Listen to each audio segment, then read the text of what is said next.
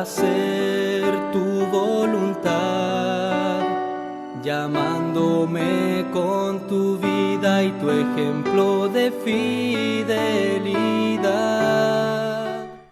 Estamos ya en el segmento de ¿qué haría Jesús? En esta ocasión, en este día, estamos abordando el tema Yo soy el buen pastor. Y en esta ocasión, que es un programa especial, tenemos una invitada especial. Hoy estamos con la hermana Victoria Rebollo, que en esta parte del segmento de ¿qué haría Jesús? Pues vamos a abordar unas preguntas. La pregunta número 1 de este segmento es: hermana Victoria, ¿qué se necesita para tener una buena vida belegnita? Muchas gracias. Gracias, Edson, por permitirme estar en su segmento. Es un honor para mí el poder compartir con ustedes el mensaje del Señor en este momento que nos permite vivir y transmitir. Primero que todo, que tenga vocación, que reciba la llamada del Señor.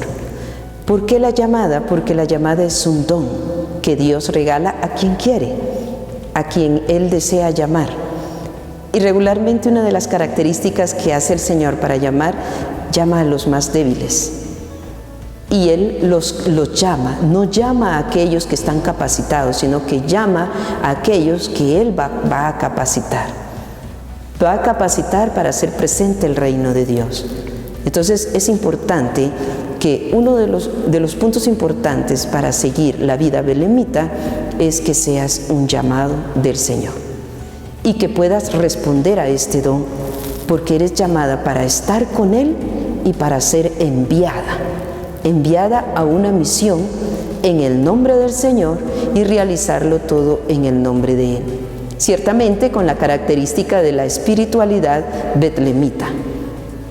Muchas veces el llamado tiene que hacer un discernimiento para clarificar si esto es de Dios o simplemente es un deseo personal o huir de alguna realidad. Por eso es importante el camino del discernimiento, donde la luz del Espíritu ilumina a la persona y le hace ver qué es lo que Dios quiere de su vida. Todos somos llamados a la vida y también somos llamados a la vida en la fe por medio de nuestro bautismo. Y una tercera llamada que recibimos para una vocación específica. Y es ahí el detalle de conocer, de saber, con la ayuda del Espíritu, dónde me llama el Señor. Otro punto importante para ser belemita es que tenga el corazón abierto, disponible a la acción del Espíritu Santo, para saberse, dejarse llevar. Que se deje formar, que sea esa arcilla dócil en las manos del gran alfarero, que es el Señor, para que pueda ir identificándose y tenga ese sentido de pertenencia a la familia religiosa que le llama, en este caso, a la familia betlemita. Pueda identificarse y beber de la fuente del carisma y la espiritualidad belemita, que es Belén y la cruz. Y también la espiritualidad de la reparación que nos legó Beata Madre Encarnación Rosal. Reparar los dolores del corazón de Jesús causados por nuestros pecados. Reparar, orar. También otro punto importante para ser belemita es que vaya al encuentro de los hermanos. Como dice un libro, pasión por Cristo, pasión por la humanidad. Es esto lo que sintió Jesús y lo que realizó Jesús y también realizaron nuestros padres fundadores, el Santo Hermano Pedro y la Beata Madre Encarnación Rosal. Y por último, que se dé mucho a la oración, que sea un contemplativo de los misterios de Jesús y de su creación. También contemplar la realidad, para poder responder a la luz del Espíritu a las necesidades de su tiempo y esté apto a cambiar sus paradigmas para dar respuesta a las acciones dinámicas y creativas del Espíritu Santo. Entonces, estos son los tips que se necesitan para ser belemita. Un corazón bien dispuesto y una mente abierta dentro de un proceso de conversión continua. Miren qué interesante respuesta. Y pues nosotros también podemos conocer un poco más de cómo es la vida de las hermanas belemnitas. Y esta me lleva a la segunda pregunta. Hermana Victoria, ¿qué se siente ser parte del cuerpo de Jesucristo en su vocación? Yo siento una inmensa alegría, un gozo que no podría describirlo. Solamente quien hace la experiencia podría como entenderlo. Pero es una inmensa alegría porque, primero que todo, porque es un don recibido sin merecimiento. Es una gracia. Es algo que por la infinita misericordia de Dios nos regala. Yo siempre me he preguntado, Señor, ¿cómo te fijaste en mí? Habían tantas muchachas, doctas, preparadas, con muchas cualidades, y te fijaste en mí. Entonces es ahí donde yo descubro la infinita misericordia de Dios para conmigo y el gran compromiso que yo he adquirido ante la respuesta. Hay algo muy importante también. Ante este sentimiento y ante este compromiso, yo siempre le he dicho a los muchachos, si volvería a ser betlemita. Y no me arrepiento y me siento realizada en esta vocación que Dios me ha llamado a vivir. ¿Por qué razón? Porque me siento plena. Ciertamente no puedo negar que han habido momentos difíciles, pruebas como los hay en toda vocación, pero cuando uno está en lo que está y verdaderamente tiene vocación para lo que ha sido llamado, todo es superable y se vive con alegría, se asume con compromiso y gozo esa misión. Entonces para mí es un gozo y una alegría. No me siento ni desperdiciada, ni que pesar, no hizo su familia, no tuvo su novio, no coronó carreras, no logró un estatus social. Eso para mí, como dice San Pablo, es pérdida.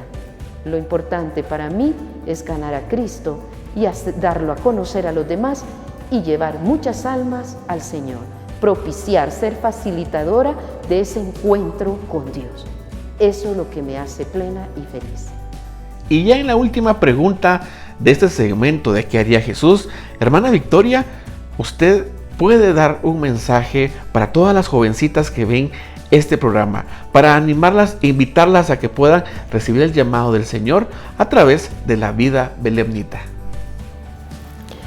Yo tomaría las palabras de San Juan Pablo II. Joven, no tengas miedo de abrir las puertas de tu corazón a Jesús. ¿Por qué miedo? Si Jesús es la verdad pura y verdadera. ¿Por qué miedo y por qué dudas? Si es el Hijo de Dios quien te está llamando a que colabores en su proyecto de salvación, en hacer presente el reino de Dios. Jesús busca muchos jóvenes comprometidos, generosos, gozosos, para que ponga al servicio del reino las cualidades y los dones que ha recibido del mismo Señor. Entonces, no tengas miedo de seguir al Señor. Disipa esas dudas y ábrete a la gracia de Dios. El Señor necesita jóvenes como tú para hacer presente el reino de Dios y construir la civilización del amor. Defender la vida y defender la familia. Valores muy indiscutibles en nuestra sociedad y del Evangelio. Así es que si Dios te está llamando, dale una respuesta gozosa, como tenemos el ejemplo de María Santísima, su fiat, su sí. He aquí, Señor, hágase en mí según tu palabra.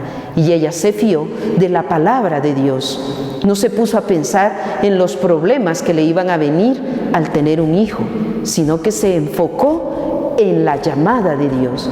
Y ella respondió con un sí. Y gracias a ese sí vino la salvación del mundo. Así es que no tengamos miedo, no tengamos dudas. No cuestionemos la llamada de Dios, respondámosle con generosidad. Deja todo, toma tu cruz y sígueme, ven y sígueme, no mires atrás, que delante está el reino, mi reino de paz. Amigos y bienvenidos a este espacio vocacional. Hoy, Domingo del Buen Pastor, profundizaremos un poco más en las obras que deben realizar los buenos pastores dentro de nuestra iglesia. Y para ello tenemos que tener muy presentes las palabras del Papa Francisco, que en todas las oportunidades de oración por las vocaciones nos recuerda que el buen pastor no es aquel que mantiene la misericordia dentro de su corazón, sino aquel que se hace la misericordia misma, ya que es en él en quien resplandece verdaderamente el rostro de nuestro Padre Dios. Y para ello el Papa Francisco nos ha dado 3 características fundamentales de los buenos pastores. Primero, el buen pastor debe ser apasionado, dar la vida por sus ovejas y no abandonarlas como si fuese un mercenario. Porque para ser un buen pastor, la primera asignatura es amar a Cristo y amar a sus ovejas. Esto implica dar la vida por estas ovejas, porque no es lo mismo solo organizar y crear proyectos que dar vida. Jesús, el buen pastor, no nos va a preguntar en primer lugar por la buena organización de la parroquia o si tenemos buenos catequistas, etc. Sino que nos dirá, ¿has dado la vida? ¿Te das? ¿Qué es lo que implica dar la vida por esas ovejas? Dar la vida como el grano que ha sido entregado al surco y enterrado en él. Dar la vida como Cristo, buen pastor, hasta el heroísmo. Dar la vida y darla libremente, porque no es el lobo el que quita la vida, ya que el pastor no es pastor a la fuerza. Esto nos dice San Pedro en su primera carta. Así es el buen pastor, para el Padre, para Jesús y sobre todo para su comunidad. Segundo, el buen pastor es aquel que sabe discernir. El que sabe discernir dónde están los peligros, dónde están las gracias, dónde está el verdadero camino. Es aquel que acompaña a las ovejas siempre, en los momentos bellos, en los momentos feos, en los momentos de seducción, y también es aquel que las hace reaccionar y volver al redil. El buen pastor también es aquel que tiene la capacidad de denunciar. Un apóstol no puede ser un ingenuo, nos recalca el Papa Francisco, y debe condenar y decir esto no, como un padre que corrige a un niño. Es aquel que sabe denunciar con nombre y apellido y denuncia aquello que va contra su vida. Estas 3 características que nos ha dado el Papa Francisco sobre las principales obras de un buen pastor, debemos tenerlas todos muy presentes, no solamente los sacerdotes, sino también nosotros, los laicos que trabajamos dentro de la iglesia. Porque, como nos dice él en la primera característica, Dios no nos va a pedir cuentas sobre cómo hemos organizado o qué tantos proyectos hemos echado a andar, sino cuánto nos hemos acercado a esa comunidad y cuánto hemos sido imagen del Señor, que es nuestra vida. Este día aprovechemos un momento de silencio y elevemos una oración a nuestro Padre por todos nuestros sacerdotes, para que a ejemplo de Jesucristo sean todos un buen pastor. Toda vocación comienza con una llamada. Esa llamada es la luz que prende nuestra vida.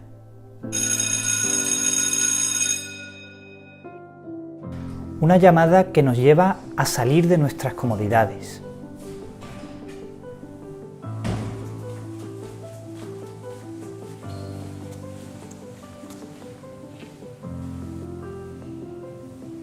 Nos ponemos a la búsqueda y esta nos lleva a encontrarnos con Dios. Jesús se marchó a Galilea a proclamar el Evangelio de Dios. Decía, se ha cumplido el tiempo y está cerca el Lo encontramos en la oración y en la Eucaristía. Esto es mi cuerpo que será entregado por vosotros. El hermano de Simón echando las redes en el mar, pues eran pescadores. Jesús les dijo, venid en pos de mí y os haré pescadores de hombres. Inmediatamente dejaron las redes y lo siguieron.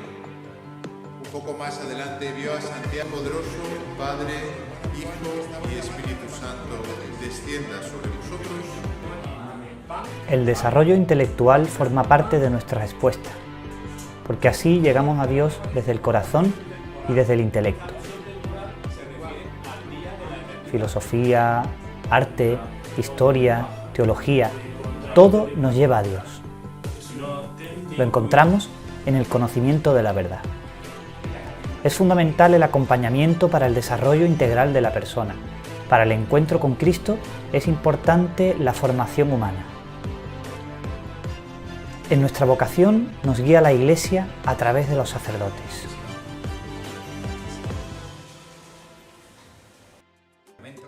En la búsqueda de Dios no estamos solos. Como los discípulos, compartimos nuestra vida en el Señor. Lo encontramos en nuestros hermanos.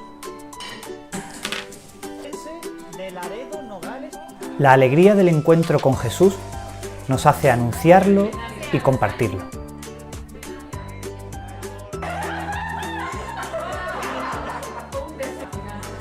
Ya vemos los frutos gracias a nuestro trabajo diario. Nuestro viaje termina donde comenzó, a los pies del Señor. Atrévete a conocer la vocación que Dios tiene para ti. Atrévete a darle un sí. Atrévete a hacer su voluntad. Por tanto, sed santos, como vuestro Padre Celestial es santo. Tuvo misericordia de nosotros y nos llamó. Ahora te toca a ti.